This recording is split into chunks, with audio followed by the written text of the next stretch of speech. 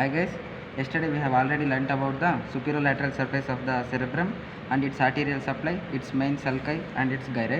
Now we will be going to learn about the sulci and gyri which are present in the medial surface of the brain and also its arterial supply. We know that how to classify the frontal pole and the occipital pole. Frontal pole, it usually lies at the level higher than the occipital pole, and this occipital pole is usually notched. And near this occipital pole we will see a prominent sulcus called as the parieto-occipital sulcus.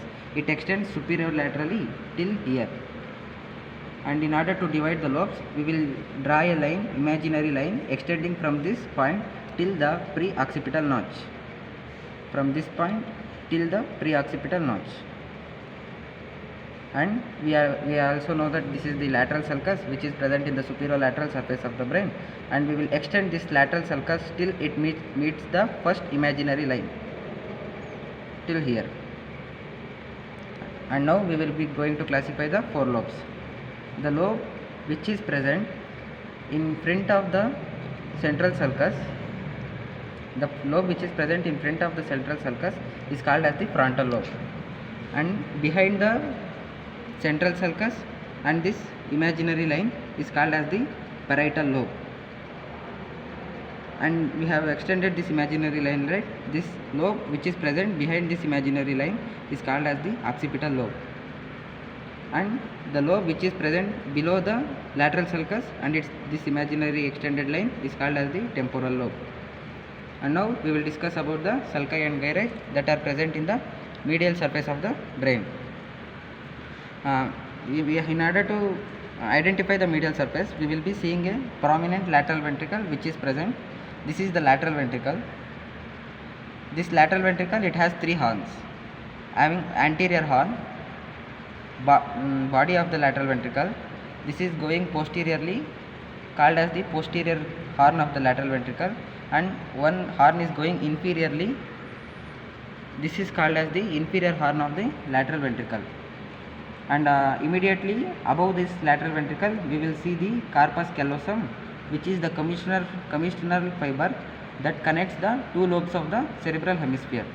Immediately above this corpus callosum we will see the callosal sulcus.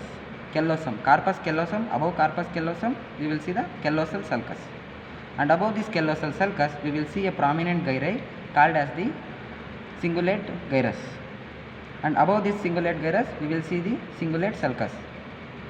And we know that this corpus callosum, it is divided into four parts, right? Rostrum, genu, body and splenium. Rostrum, which is lying inferiorly, and genu, which is having a tip end, and body and the splenium. And behind the splenium we will be finding the suprasplenial sulcus.